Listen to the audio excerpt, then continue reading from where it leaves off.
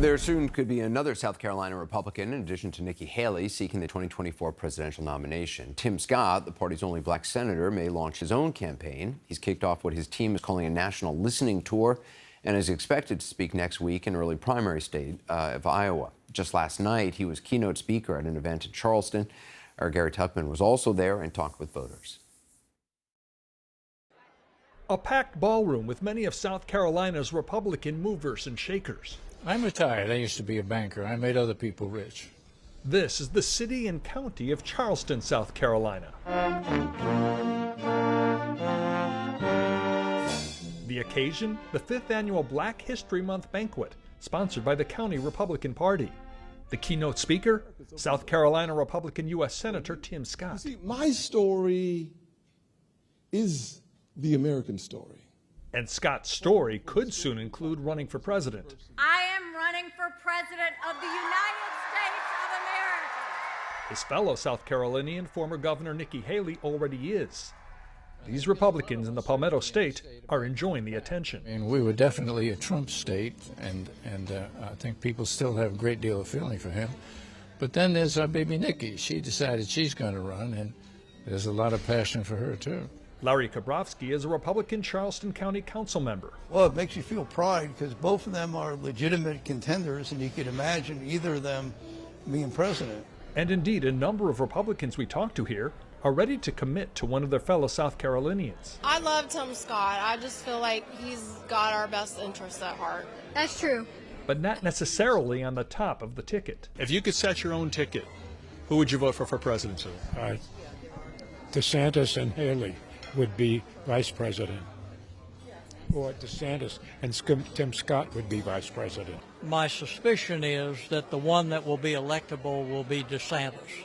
But Mark Knapp, a lifelong Charlestonian, still thinks Donald Trump can win and is ready to vote for him again. I don't know if Nikki's really got what it takes to deal with the swamp. What about Tim Scott if he announces he's running for president?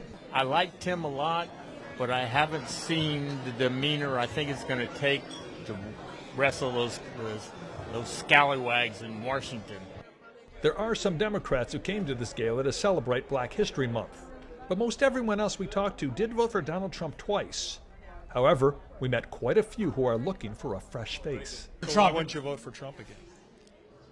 Trump is divisive. He continues to play divisive politics cards, and he hasn't grown up since. I don't think I'm on the side of leaning towards where we've been. I'm more focused on leaders of presenting new opportunities and where we could go from here. Does that mean that you're not leaning towards voting for Donald Trump? That would be my personal preference, yes. Not surprisingly at this early stage, the majority of people we talked to say they are not sure who they will vote for yet. I've been a Republican since 1988 when I was a freshman in college. So I am very dedicated to the party. But you don't know which Republican you like just yet? Too soon. And that's what the chair of this county's Republican Party, Maurice Washington, likes to hear. He wants this campaign to be a competition, not a coronation. This is not going to be let's part to see and allow the former president to walk through. Gary joins us now from Charleston. During Senator Scott's speech, did he raise the possibility of running? Senator Scott did not mention the presidential race during his speech, Anderson, but before the speech, he held a short session with journalists. Local journalists, not admitted, were the national journalists. A reporter from the Post and Courier, which is the daily newspaper here in Charleston, asked a question, will he endorse Nikki Haley? His response to her was, quote, next question. Also, the paper says a question was asked to him, what would lead him to going into the presidential race? And his answer to that was, quote, I'm not going to dodge your question, but I'm also not going to answer it. There you are. Which is an answer in and of itself. Gary Tuchman, appreciate it. Thank you. Perspective now from former Republican Congressman Adam Kinzinger, who's now a CNN senior political commentator. So, I mean, it certainly seems like some Republicans are ready to move on from the former president. Do you think they actually want to move on from Trumpism? Well, that's a good question. And, you know, I think what's interesting right now, so Nikki Haley, and by the way, I'm actually personally a Tim Scott fan. I know him personally. He's a good man. But Nikki Haley, she has an opportunity to distinguish herself. Let's just take the issue of Ukraine. You know, Donald Trump has been very clear he would cut off aid to Ukraine.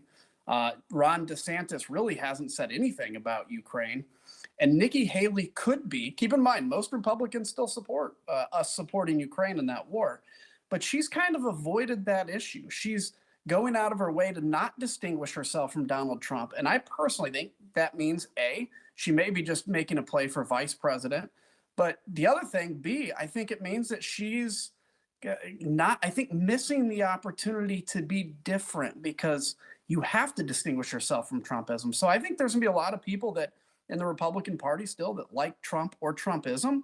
But I think there's a real opportunity for the person to come forward and present an optimistic, hopeful scenario for the future. I mean, how tarnished is she by her association with the former president? I mean, when back in 2015, 2016, she was supporting Marco Rubio, she was, saying some very tough things about the then candidate Donald Trump. Obviously, she went to work for him ultimately.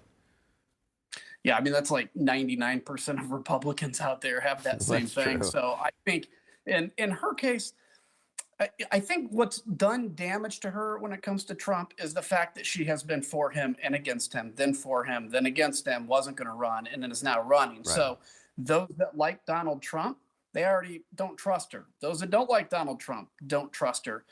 She has an opportunity to distinguish herself. As far as being involved in the administration, she actually did a really good job, I think, as UN ambassador. So I don't think being in the administration is necessarily going to taint her. It's been her yes and no's, hot and colds on Donald Trump. How formidable do you think Tim Scott would be? Look, I'll tell you, since I even met Tim Scott in 2011, I was elected with him in the House. I always had in my mind, this guy is at least going to make a solid run for the presidency and probably be president. Most people may know his name. They don't know his story. Once his story gets out there, it's really breathtaking. His whole life is breathtaking. And I think he's always been my kind of dark horse candidate in this race that I think nobody was talking about until fairly recently. But I see him as not a great comparison, but kind of Bill Clinton in '92, who came out of nowhere and ended up rocketing to the top. They're already, I mean, Nikki Haley, Tim Scott, Mike Pompeo, I mean, Bolton. It seems like there's already a fair number of people, in getting close to running in one form or another. It seems like there's going to be, I mean, is there the risk of a huge field that then benefits the former president? There's a huge risk. Just like 2016 happened, it really could happen again now. And it's a big worry for Republicans. Yeah. Adam Kinzinger, I appreciate your time. Thanks so very much. You bet.